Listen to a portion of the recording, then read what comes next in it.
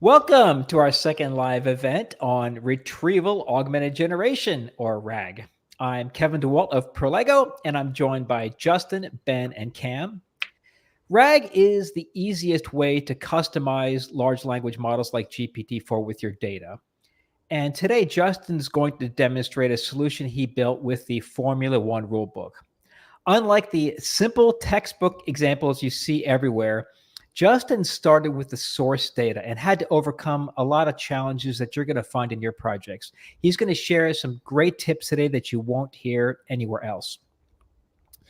In addition to that, we're going to explore some strategic concepts that are critical for analytics leaders, product managers, and entrepreneurs, basically business people.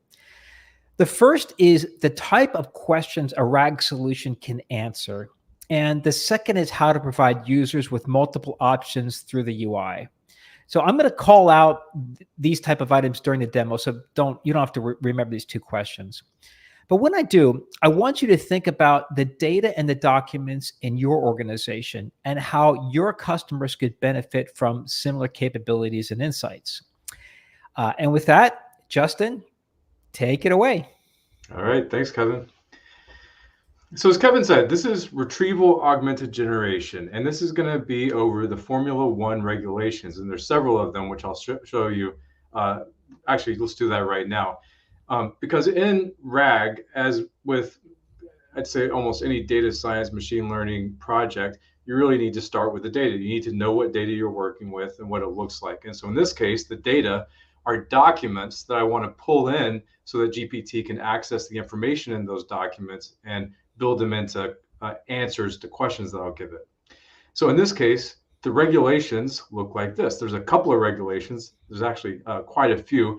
The ones that I'm going to be pulling into RAG, the Retrieval Augmented Generation today, are the FIA International Sporting Code. And FIA, by the way, is the regulatory body that governs, among other things, Formula One races. So they are the Formula One regulators. So Justin, I just have to ask before you get going, what made you pick, of all things, Formula One rulebook? I am a Formula One fan. I got hooked after watching Drive to Survive over Christmas of last year, and I watch every race, every qualifying session, and I'm hooked. Right. Scratching my own itch for sure. So in terms of the regulations we'll be looking at in this RAG application today, there's the FIA International Sporting Code, then there's the specific Formula One sporting regulations, the Formula One financial regulations, and Formula One technical regulations. Now, the first thing you have to do with a RAG application is ingest the documents. So in this case, these are PDF files that we need to parse. I'll point out a couple of things that are maybe interesting about this particular application. One is that this FIA International Sporting Code is in two languages, French and English. Fortunately, they're side by side throughout the entire document. So I was able to sort of just look at the right-hand column for the English. When we look at a document like this, though, let me jump down to this one. It's not just enough to sort of pull in chunks of text. We need to understand the structure of the document. Understanding the structure of a document is really beneficial to giving the LLM GPT the right context.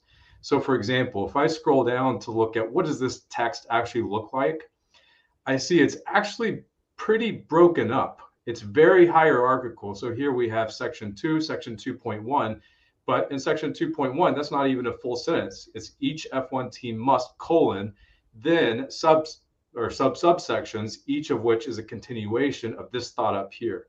And so if I were to just look at this text, well, there's nothing there.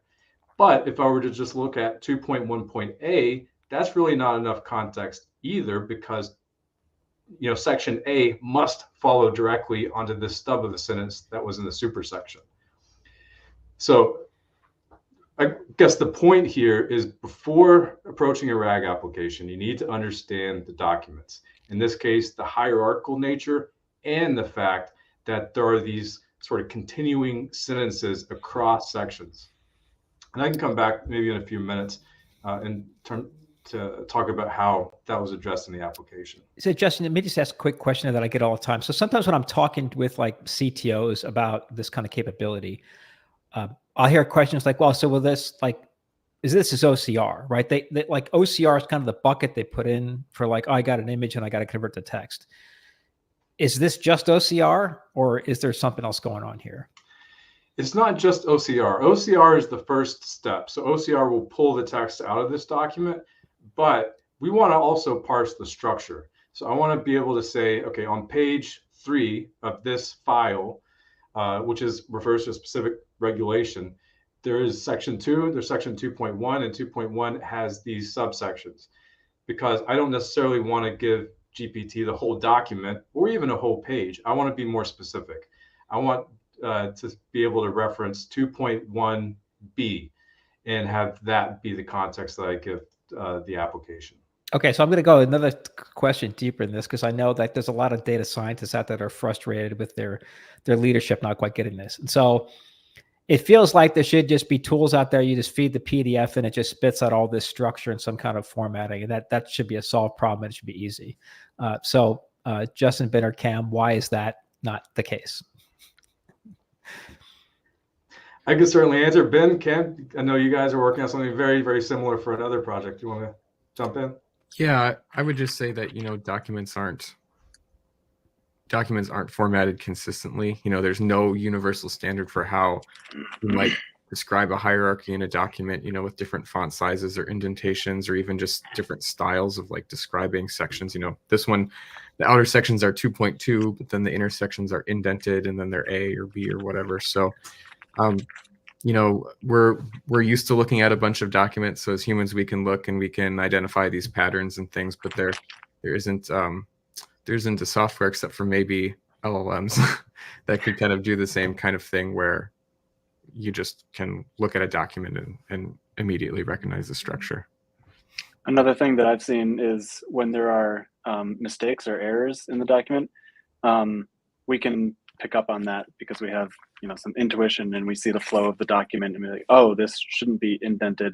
This should actually be out indented, but that would be extremely difficult for like a machine to pick that up. Yeah, I'm just putting this out because I see over and over again, like examples on the internet, like, hey, build a RAG solution in 30 minutes. I'm like, well, great. You started with a blog post that was one big chunk of text or a neatly formatted JSON file of 2 pages long. Like, okay, great. In the real world, it doesn't look like that.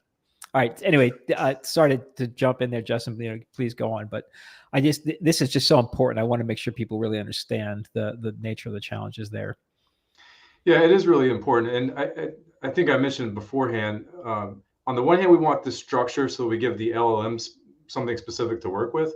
But on the other hand, if you think about who's using this, if we gave GPT a whole document, even a whole page, and returned that to a user, said, well, here's a summary of this page, but then the user still has to go through the page and relate it back to the summary or figure out how to use it. The more structure that we can pass on to the user also can be really beneficial. And so we'll see an example of that. Maybe now let's jump into the app. All right. All right, so those are the documents. Those are the input. That's the information that we're going to search over to give GPT context for a question. And so this is the app. It's a Gradio app that we have a search box here. So here we're going to ask a question. Are driver salaries included in the cost cap? That's what we want GPT to answer given the information in the documents. So to connect those, we're going to take this question. We're going to do a search over all of the regulations and look for the sections of those regulations that are the most relevant to this question. That's the first step in the retrieval augmented generation. It's the retrieval step. Once we have those relevant parts of the regulations, then we'll pass those to GPT and ask it to summarize. Or, well, there's a couple of options. So we'll start with the retrieval step. And here I've broken out these 3 buttons. The first one is a quick search, and that will just do the retrieval part. So we're not using GPT yet. And so if we run a quick search, this is the retrieval step on its own. So I have not requested an LLM response because I just want to see what can I get from the documents before using GPT. And as we see, It did pull something from the financial regulations, and this is the right section, but it's not the right subsection. And so it's sort of in the right vicinity, but if you read through this, you'll see it's actually not the right answer. And Jessica, I just jump in there because I think like this is like when I saw that you came up with this, like I instantly realized how valuable this would be for like basically anybody building products around this kind of technology. Because one thing you'll realize, whether you're running, unless you're running on like, your own customized, GPU servers, like LLMs still are kind of slow. And especially the best, especially GPT-4, T4, or the best open source ones. So you're going to be often seeing like waiting 30 seconds. That's not great from a user experience, right? You ideally want to do them quickly.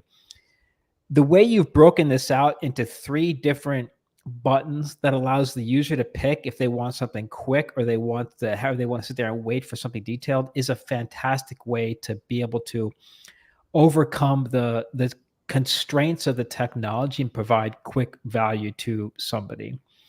So I just want to point out that I've never seen this before. If it's out there, this quick search, the way you broke it out is the first time I've seen anybody have this kind of design approach.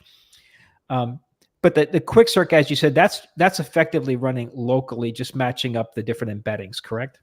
Yeah, thanks for calling that out. Yeah, quick search is the retrieval step, but it does not use an API call to GPT. These are embeddings that I computed locally on my laptop. The search over those embeddings is also local, so it's really fast.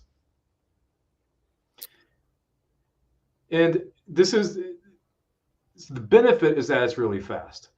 The downside is that we're not using an LLM yet. And so like in this example, the retrieval step is not always perfect. It depends on how the regulations are worded. It depends on how I word my question. And so although it's fast, you see in just a couple of seconds, I get answers. Well, it's not the right answer. So if I want to go a step further, let's do something called agentic search. And I think I just made this phrase up, but it's the idea of just using an agent to refine your search. So my search didn't get the right answer. So let's see if we can now use a little bit more time and have GPT look at this result. And it's going to say, okay, here's the question. Here's the documents I got back. And it looks like these are not actually answering the question. And so I'm going to have GPT rephrase the question or create variations of the question, follow up to try to actually find the right section of the regulation, and then use that in a response. So this might take a while. I'll go ahead and start it. But in the meantime, I ran this beforehand, and here's what it came up with. It found a different set of regulations, a different set of documents that are going into the context. In this case, it actually gets it right because my question wasn't good enough for the retrieval. So GPT, to reiterate, GPT took this question, rephrased it, asked it a little bit differently, reran the search, and then continued doing that until it said, okay, now I have the right regulation and context. Now I can answer the question. And it generated a summary, which is here. So this is what GPT came back with after doing several searches to find the right answer. Hey, Justin, can I ask just a couple questions about what's on the screen here? So, yeah. So that like the search box and the buttons, I think that's like the primary what the user would see, and then we have LLM output. That's effectively the answer, right? So, and in some applications, that might be all somebody would see. Correct? It's like you ask a question, you get an answer, like a chat type interface. Then retrieve documents, is that the log of the GPT dialogue, or is that really just the sections of the documents that are relevant? This is just the section of the documents that are relevant. Okay. So when we run a search, whether that's my quick search or whether it's the agent running a search, it's going through and finding sections of regulations that it thinks is relevant. And it'll pull those potentially relevant sections of regulations into the GPT input, into the context window. Here, I'm also just showing them in the app. So you see what came back from the search and what is GPT using to generate an answer. Yep.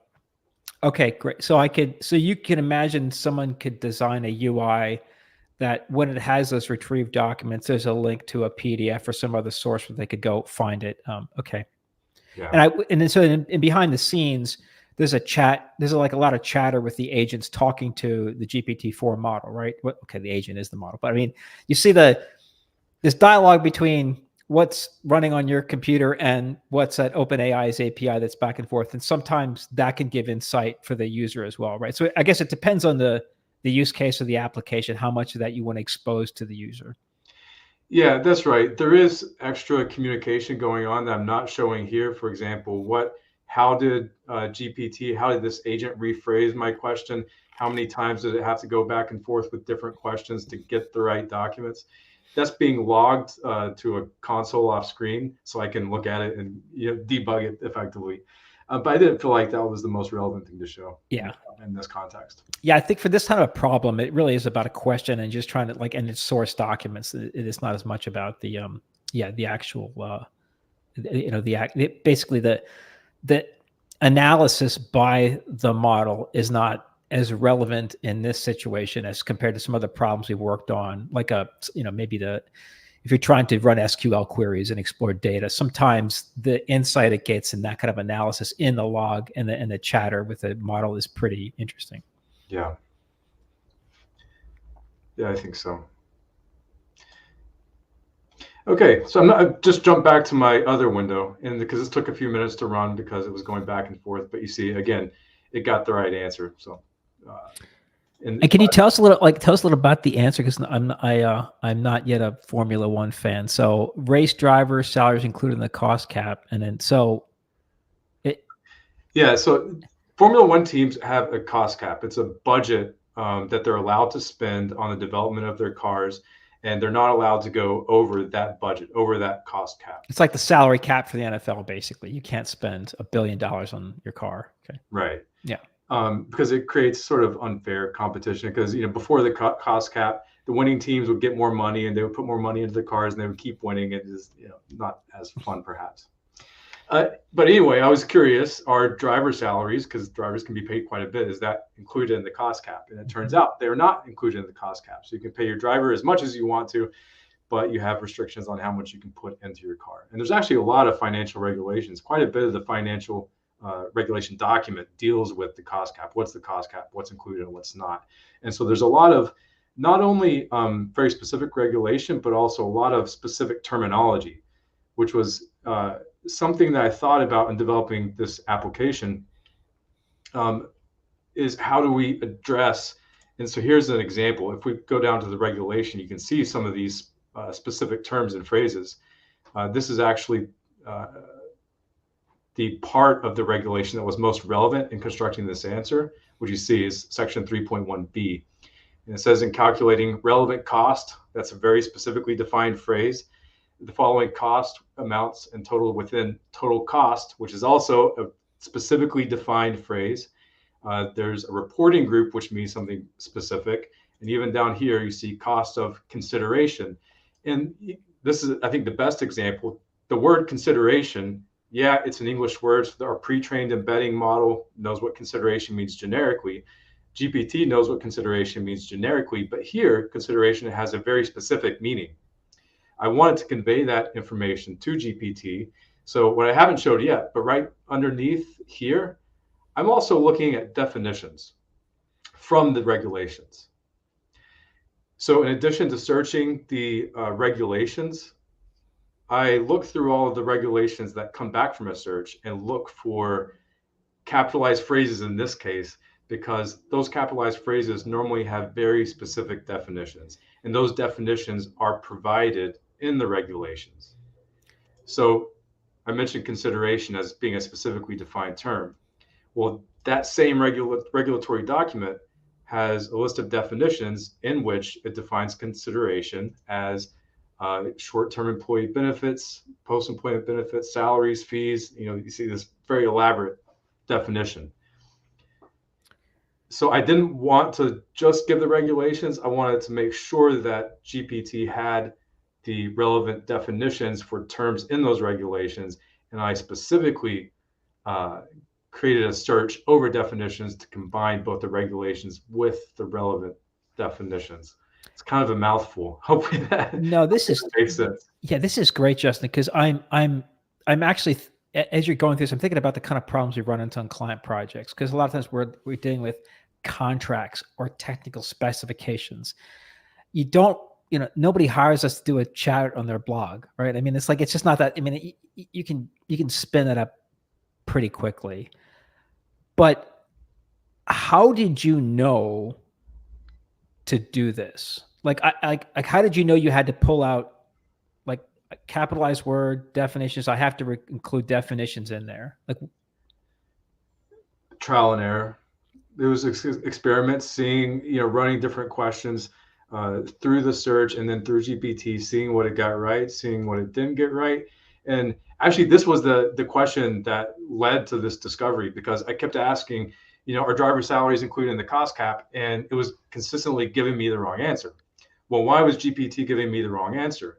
Turns out that it wasn't finding the right sections of the regulations. Why was it not finding the right sections in the regulations? Is because if you look at this section, which is the relevant section, it doesn't mention salaries anywhere in this section. It just mentions consideration.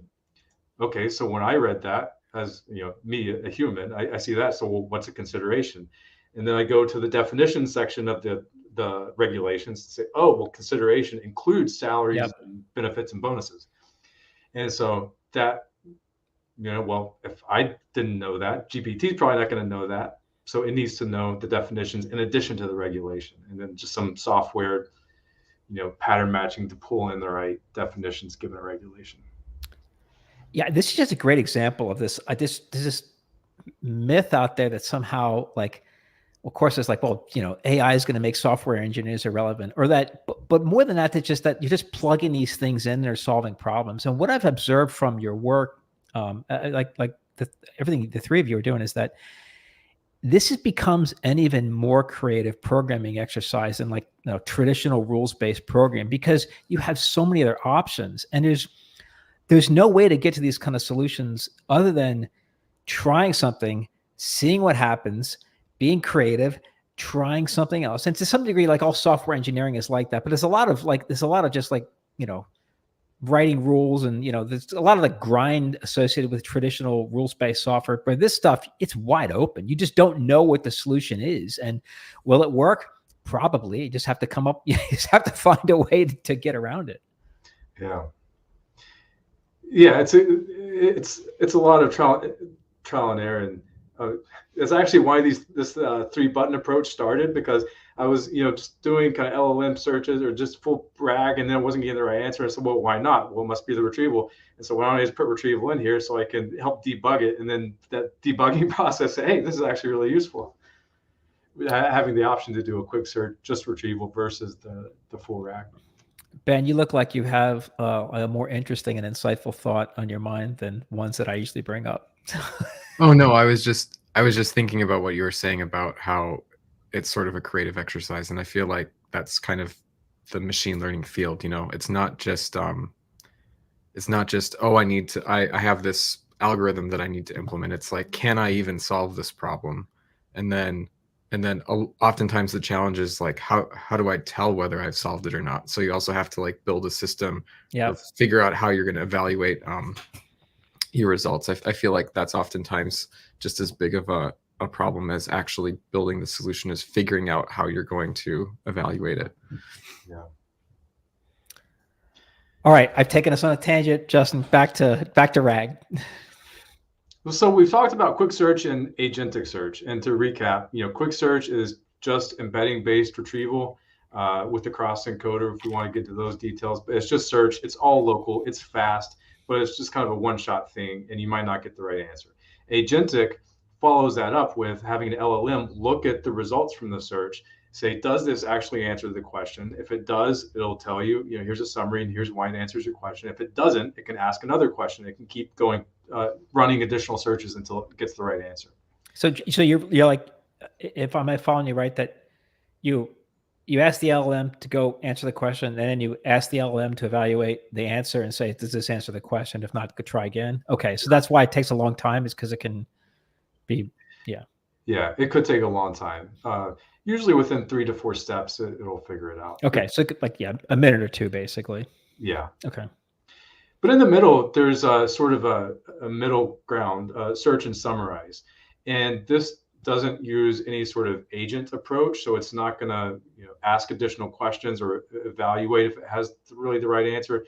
And this is really traditional RAG, is this search and summarize here in the middle, where it'll do the search, it'll retrieve the documents that it thinks is relevant, and then it'll look at those documents and give you an answer. But a field is new when you say traditional RAG, and the term's been around for like a month and a half. Yeah. But that's a good point. Traditional September. All the way from last week. And so this is not going to ask any follow-up questions. This is just going to say, here's the documents and here's a summary of what I found. And so let's ask a different question. And this sort of highlights a different aspect of what you can use retrieval augmented generation for. And I'm going to start with something that I found in the regulation. And I'm not telling GPT where this is. I'm not telling the system where this is. But this is a complex excerpt from one of the financial regulations. And it has to do with cost consideration provided to the 3 individuals. And there's all these reporting period, there's specific terminology, reporting group, reporting period, connected party, excluded person. Even for me looking at this, I'm not really sure what it means. And so I want to use RAG, I want to use retrieval and GPT generation to simplify this and just, tell me what does this mean? Yep.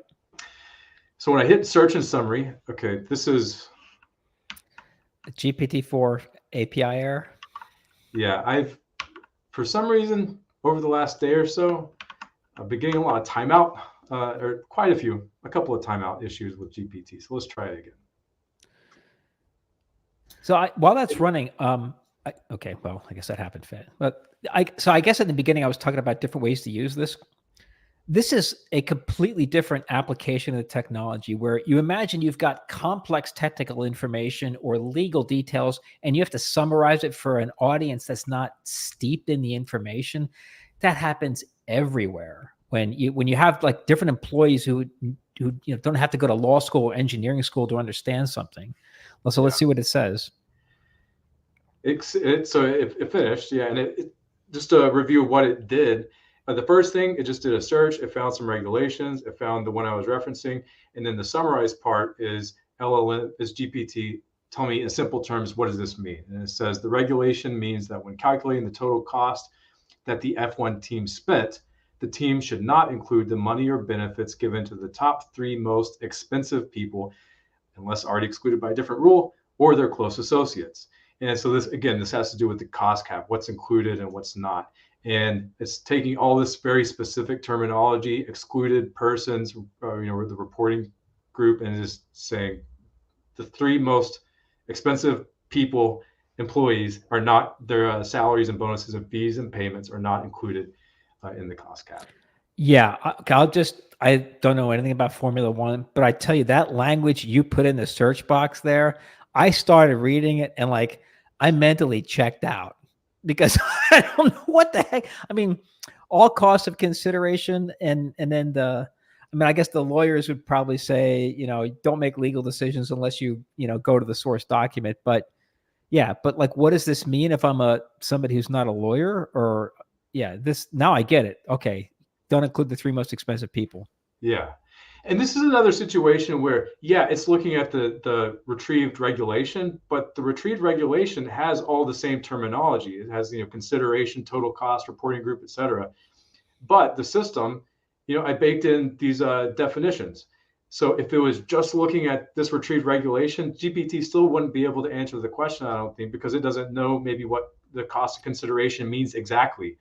But because we're cross-referencing that with definitions from the regulation, GPT also sees, oh, well, I know what consideration is now in this context because here's the definition, and it's benefits, salaries, bonuses, fees, and things like that. So do you pass the definitions with every prompt that you call the GPT-4, or do you just pick the right ones that you need?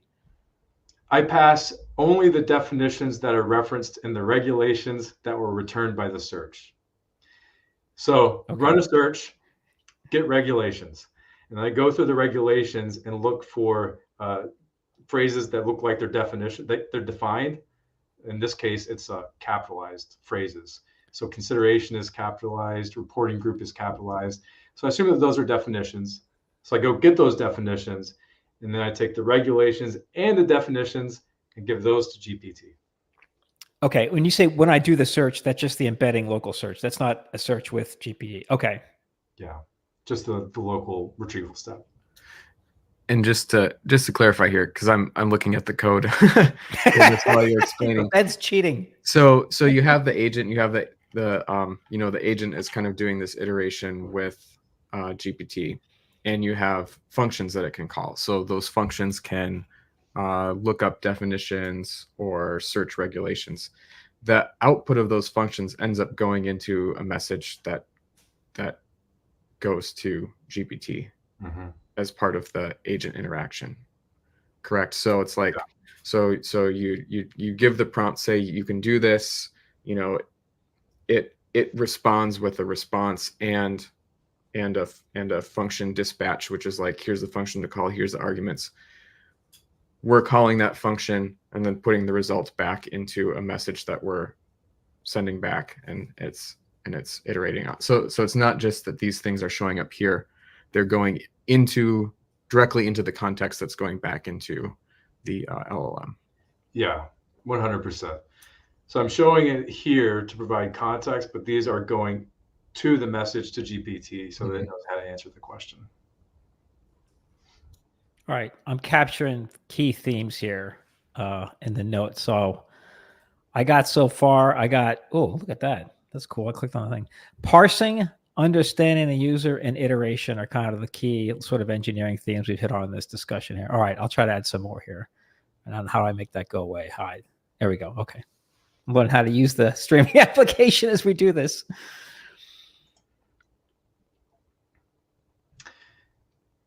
Well, I guess we've been going through questions and comments. We could try some other questions. Yeah, we could try some. I guess to point out again, it's like I want to make sure nobody misses this. I think the ability to do this, like explain in simple language, I think it's hard to underestimate how valuable that can be in an organization. I mean, just imagine, onboarding new employees, somebody doesn't have the skills, and when people talk about AI taking over jobs, I think it's just or changing organizations. I think it's easy to look at this and say, "Ooh, now we're not going to need the lawyers anymore." Like, give me a break. Like, you're still going to need the lawyers, but what this does is allows maybe other people to understand some of the legal issues and basic questions without banging on your chief legal officer's door every time you have a question. And it just kind of relieves them of some of that. It lifts everybody up who's not an expert in an area. Yeah. Yeah. I mean, even I was somewhat familiar with the rules of, Formula One just by, watching, the races on weekends. But when you get in the regulations, there's hundreds of pages. And so even if there's like a question I had about, well, what's allowed in terms of defensive maneuvers if you're being overtaken during a race, I don't want to look through 200 pages to find the one section that answers that, and the language might be more complicated in the regulations than what people say on TV. Yeah. So I think to your point, Kevin, it's using something like this, I can just enter my question and quickly get to the right section. If it's using complicated language, I can ask it GPT to simplify that language, and it's a huge efficiency gain. Awesome. All right. Should we try another question here? Sure. Any requests? I'll pull one up while you. Yeah. I'm looking at some that we came up with. And maybe let's get away from finance and let's talk a little bit more about race. Yeah, let's get to the technical sporting issues. All right. So this is relevant to, what was it, a year or two ago? Mercedes had an innovation that they released, and it was pretty cool. And they noticed that during a race, they could. This was Lewis Hamilton, I believe. They noticed that he could push his steering wheel in, and that was doing something to the car to give it an advantage through corners. And they called this later on dual axis steering. So you can move back and forth the steering wheel, and that changes the toe angle of the wheels to help maneuverability. Red Bull didn't like this, and so they brought it to the FIA and said, hey, this is illegal. They shouldn't be allowed to do this. And there was questions, at least temporarily, and everybody was waiting to see how the FIA decided because they didn't know, teams didn't know if this was actually legal or not. And so let's ask the regulations. And so now we're a year or two out, and the FIA at the time said, well, it's a gray area. And so they allowed Mercedes to use it at that time, but then the next season, they explicitly made that type of system illegal. So let's do a search and summarize to see if a dual axis steering system, which is what they call this kind of wonky steering system, is that allowed currently by FIA technical regulations. So I'm going to hit search and summarize. And the first thing you'll see is, okay, timeout from GPT-4. So when we started, if I let it sit for more than a few minutes, it likes to time out. It's funny because they actually just, I think yesterday, increased their rate limits by quite a bit. So the search and summarize, the search is fast. And so it pulled in a bunch of sections. And if I look at what sections did it retrieve, and you see, well, it's suspension, steering systems, wheels. So it looks like it's in the right section. Tires, and then it says, the realignment of the steered wheels. That looks like the right section. So what did GPT say? It says no, it's not allowed. A dual axis steering system is not allowed according to Article 10, 10.5.2. The realignment of the steered wheels must be uniquely defined by a monotonic function of a rotation of a single steering wheel about a single axis. And so again, this is somewhat complicated language. I actually did some Googling, and this is the right part of the technical regulations. Not allowing anybody to realign their wheels except along this particular axis. Just to point out something we'll get asked on every, from everyone all the time about, well, how do you know it's right? Hallucinations. And but of course, it can make a hallucination and make a mistake, as we all know. But I mean, one mitigating factor in this one is it returns the actual rule. So if it came back with, nonsense, I would, as a user, I'd look at the rules like, doesn't make any sense. And I could try searching again, or have the LLM evaluate it. Yeah. And this is why parsing is so important too, is right. It's not just returning a chunk of text from some random spot. You're tracking like the document and the section and everything that text came from. So you can trace it back. Yeah, exactly. It's a lot easier to look at, this one section and say, yeah, that's right. Or no, it's not right. And see, there's a question from Rasterize. And this is a good question, so I want to make sure we answer. It said, could the definitions be made as embeddings as well, so the LLM could look them up by itself? And so I would say that, could the definitions be embedded so that we could search over them using embeddings rather than what I described, which is this, look for capitalized phrases and see if they're in the glossary or the list of definitions. And yes, to answer your question, you absolutely can embed the definitions and do basically a retrieval step over definitions in addition to the regulations. That's where I started, in fact, and I did experiments. This is a lot of sort of creativity, looking at what's working and what's not working. And what I was seeing is that the embedding search over definitions, sometimes it would get the right definitions, sometimes it wouldn't.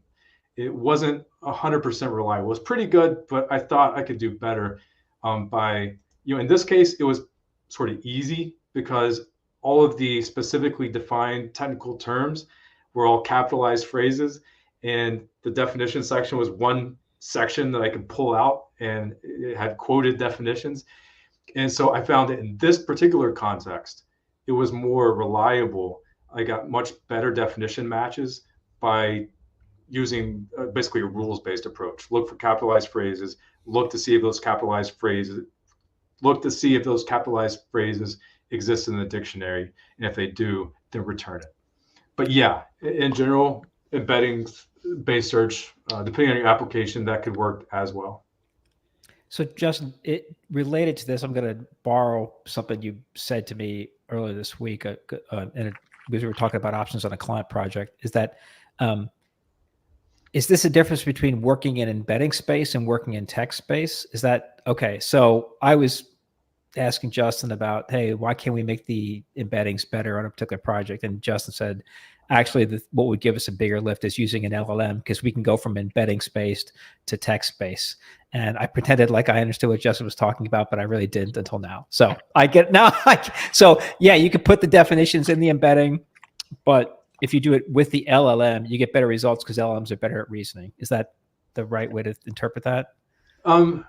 No. Okay. Go ahead. Tell me. Well, that's true. But the way I'm using definitions here, it's prior to calling the LLM. Okay. I noticed that, yeah, I could embed the definitions, but then it becomes a vector and matching is a little bit more squishy. Maybe it's better semantically, but what I noticed and exploited in text space was that the technical terms were always, written with capitals. I could easily see them, pull them out using regex, and then just match those over precise definitions. And so Okay. it takes the squishiness out of embeddings. Sometimes you want that squishiness because you want to use synonyms and semantically similar concepts. But in the definitions, I really don't want that. I have a very specific phrase that has a specific definition that's listed in a specific, glossary of terms. And so I wanted that specificity, that exactness in the text search. Okay. Without any, sort of information loss of going to an embedding, basically. Exactly. Okay. Awesome. Hey, Rasterize, excellent question. Thank you so much. That was a good one. All right. Should we roll with a couple other questions here? I saw one in there that I was curious about. I do have a question on the previous we were just talking about quick. Justin, did you try using GPT to extract the definitions? To extract the definitions, no, because there are 4 documents in this case, and each document is pretty long. Some have definition sections, some don't. And so just by looking through, I said, okay, well, these documents have definitions. They're in this section. And so I parsed those separately, saved those as files, and it was easy enough in this case just to keep them separate and do that up front as part of the parsing. Gotcha. So I was looking at I guess there's 2 here, Justin. You have one that's like hard question because of common versus regulatory language, or the interesting question, complicated answer were 2 that sort of jumped out at me that might be relevant to the type of business problems. And then there's one you say that never gets right. That one might be interesting to see, just to show an error, and then so people realize we're not we're not cherry picking. Okay. Well, actually, I'm going to jump in there because I can answer this one real fast here. So. Okay. Any thoughts on Autogen? Yeah, it doesn't work very well. So basically, agents don't. Great. Let me just be more precise and more fair. I'm reacting this way because we see so much noise about these like frameworks and tools and automated ways of doing this.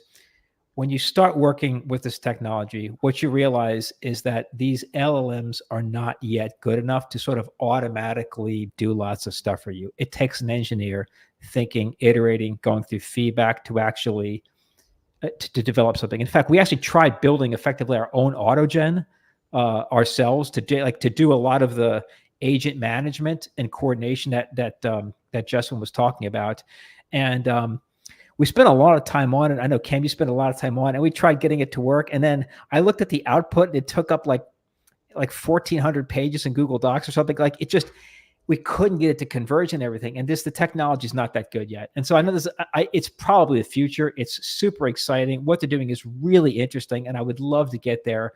But right now, any team building anything useful quickly realizes that frameworks like this are mostly a distraction. So anyway, I'm trying to be as fair on that one as possible without reacting emotionally, because I see everybody hyping up this stuff and not being honest about how hard it is. Does anybody else want to have a more nuanced response than I did, Ben? Yeah, I think I would say about like the agent stuff is, even if it does work, you're going to be adding in extra LLM interaction steps to whatever problem you're trying to solve. And if you know what problem you're trying to solve, you can maybe write a specific prompt or a specific tool that uses the LLM to solve that problem. And oftentimes these things aren't that hard to do. It's not like it takes a million lines of code or a ton of experimentation to get the right prompt to solve something. So I think, you know, the agent stuff is really neat, but even if it worked perfectly, you'd be sort of multiplying the amount of LLM interactions and the amount of time it takes to solve your problem, when if you know what you're trying to solve, just write it and be done. Yeah, and if you look on Reddit from teams who are using this stuff, that you'll see that reaction all the time. What I would say, a lot of these open source projects are great is helping you get ideas. So looking at the code, how are they interacting? That can be very useful. So anyway, so that's a good question. I'm sorry for my initial like emotional reaction. I just after reading about so much hype on these tools and seeing the hype collide with the reality, I have my I get a little grouchy when I hear the questions, but it is a good question. It is a common one. Thank you for asking. All right, so here I asked it a hard question, and just to Kevin's point, we're not just cherry picking, and it gets a lot of these questions right, but occasionally it fails. And this, I think, is an interesting example where it fails, and this is very timely because in 2 races ago, one of the drivers was fined because he spun out. He couldn't drive his car back to the pit lane, and so he got out of his car, but then he walked across a track while the track was still live. And soon after he crossed, there was another driver who came right behind him at very high speed, and so it was dangerous both for him and the driver. So anyway, there's a regulation. He's not supposed to do that. He got fined. But the RAG application can't find the regulations. And so I pulled the FIA's report on that incident and found the regulation where it said that. And it's very, short. It says a driver, whether driving or on foot, should not cross without explicit permission from a marshal. But it was one of these subsections, and there's a lot of context around it. And here, the retrieval step just can't locate it. It's getting into the right kind of section, the sporting code, and it's talking about drivers leaving the track and different things like this. But it couldn't kind of isolate the concept of walking, and it's tricky because it's in the regulation. It just has this two words, on foot, and it's the retrieval step. And even the agentic search is not able to find that link to the regulations. And so in this case, it's not quite right. It does its best. It gets similar regulations, but in the end, it says it's not explicitly mentioned. So it gets this one wrong, unfortunately. So how would you guys think? Imagine this is you're working on a client project, and this is a question, or this type of question, we have to have an answer. We can't just give them a wrong answer. How would you go about, fixing the application to make sure it gets this answer right? Like, practically speaking, what do you do? Because we can't keep saying, well, GPT is wrong. Sorry, guys. Well, I think one way, the first thing that comes to mind is, because it's never going to be 100%, but you can build it into a system so that you're sort of protecting the downside to some degree. So if it finds, in this case, if I ask a question, it says, here's a regulation, you can go and look at it, here's a summary, this is an answer to your question, that I can have confidence because I see what the answer was and where it came from. Now, the negative result is something that we should be more careful about, and make sure the users understand that if GPT says there's no regulation, we'll be more conscientious about that negative result because it could have missed it. And the probability of missing something is higher than the probability of returning something that is maybe incorrect, because you can always check that, what it returned is correct. Okay, so it's a matter of going back and figuring out how to optimize the retrieval. Like, how could we make sure it retrieves it correctly? Yeah, I think optimizing retrieval.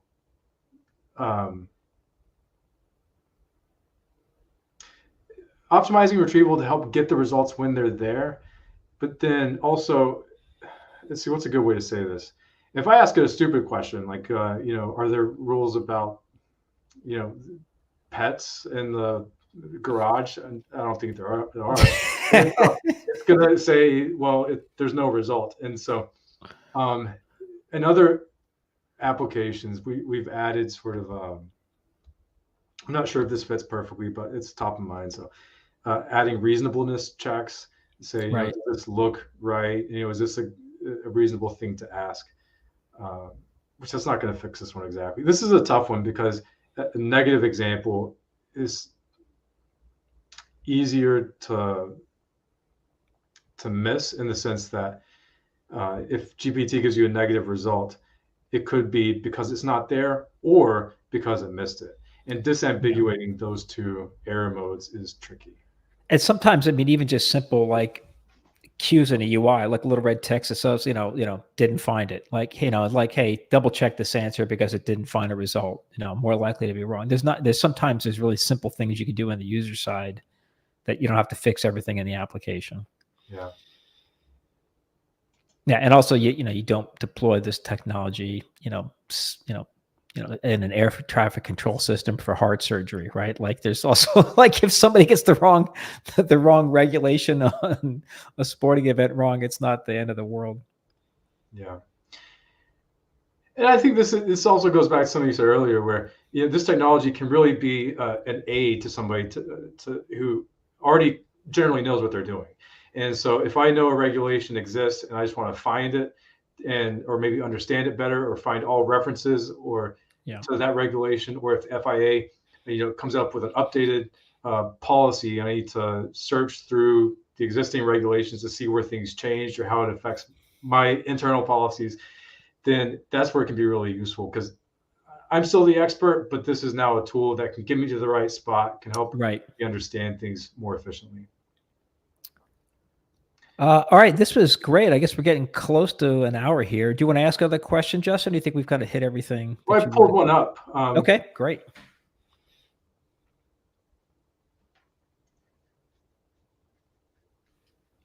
And so this is, what are the rules regarding the use of drag reduction system? This is a really hard one. So I was quickly looking to see if I got it right. And I think it did, actually. Yeah, it did. So this is, what are the rules regarding to the use of the drag reduction system? And this is hard because the technical regulations and sporting regulations don't mention drag reduction system using this term. They use something called adjustable bodywork. And so I don't think it got everything right, but using the definitions and the regulations, it did come up with some of the most salient points from the regulation. It says, the provide definitions and existing regulations from the technical regs do provide an answer. And it goes through, highlights what are some of the rules around DRS that it pulled from the regulations. Yeah, because they can't be used unless they can't be used in wet weather. That's right. They can be activated within a second. So that's right. It isn't compulsory. Yeah. And then even this little very technical part of the regulation regarding its placement within the control volume of the car. So this was agentic search, and an interesting example because, like I said, DRS, drag reduction system, is not mentioned by that name in the technical regulations. It's called adjustable bodywork. But the agent was able to issue enough searches, look at the definitions, look at the technical regulations that seemed to be relevant, and it seemed to pull most of the correct regulations that were there. Yeah, and I guess maybe this is kind of some of the last examples. Like if I'm using this as a user and I'm not blindly following it, I'm actually reading the results. Like I'm going to instantly, the search for results and not provide specific additional regulation regarding the use of. Okay, so right away, I'm going to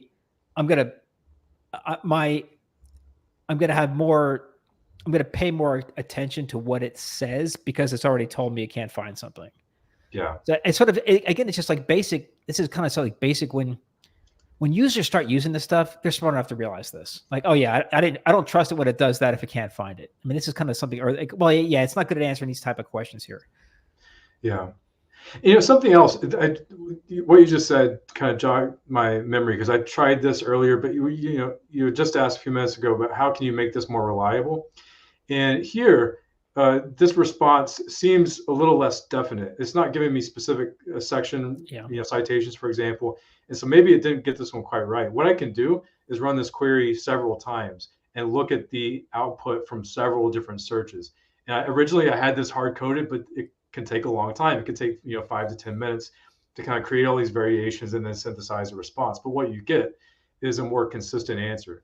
And so maybe it did not get the right specific sections this case in this run. If I rerun it, maybe you'll get it then. If I run it 3 times and it gets the right answer 2 out of the 3, then I have more confidence. If I run it 3 times and it never finds a specific reference in the regulation, well, now I'm more doubtful that it's effectively doing that search. And again, it's really easy to see how you could do this for a user interface. Like you could have a button within the LLM output, a link that says, run a longer search, and in parentheses takes a few minutes, right? Provide get a better answer takes a few minutes, and then you could, like you said, have the LLM run 3-4 times, evaluate the answers, and then someone can get a better result. Yeah. Guys, this was super helpful here. So I think we're coming up on our hour of a lot of time, but this was great. I took a ton away from it. Anybody want to leave us some final thoughts, wisdom, words of advice? Cam or Ben, lessons learned from anybody who's going to try this out?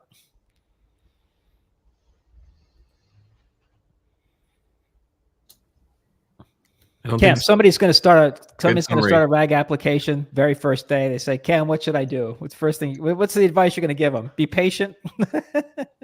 I know we spent a lot of time on parsing, but I would say the first thing to do is try to build your application without doing any parsing first and see how it does. Because at least from some things I've tried, GPT is able to recognize sections and things like that on its own. And if you add into your prompt some sort of language similar to give me an exact reference with quotations to where you got your answer from, it's often able to pull out the correct section that it's drawing from. And so if it doesn't work without parsing, then okay, then you got to go build it. But if it does, then you've saved yourself some time. Great word of advice. Start with the easiest solution first. All right, Rasterize gets the last question here. So who wants to answer about temperature? Someone has to define temperature for our audience and then answer quickly. Who wants to take it? I can discuss this briefly. So temperature would be kind of a parameter that you can give to the OpenAI API that sort of determines how random the results are. Something to keep in mind is that as far as I know, even with a temperature of 0, GPT-4 is not guaranteed to produce the same output for the same query. So I believe GPT 3.5 will, but I believe in their documentation, they say that GPT-4 is not guaranteed to be deterministic. So I think if you're trying to get deterministic results out of something, you want to use a local LLM. You're just not going to get it from GPT-4, but check the documentation to make sure. And I think depending on what you're trying to do, I don't know if you want totally deterministic results. Like Kevin was saying, you could imagine a process where you run a query multiple times, kind of expecting to or hoping to get different results and combining it together. So few different issues there, but take a look at the documentation, because I'm not sure that temperature of 0 gets you determinism with the latest models. Great questions. Thanks a lot, everyone. Fantastic job, Justin and the team. Really appreciate the time you put into this, and looking forward to seeing everyone at the next one. Thanks a lot.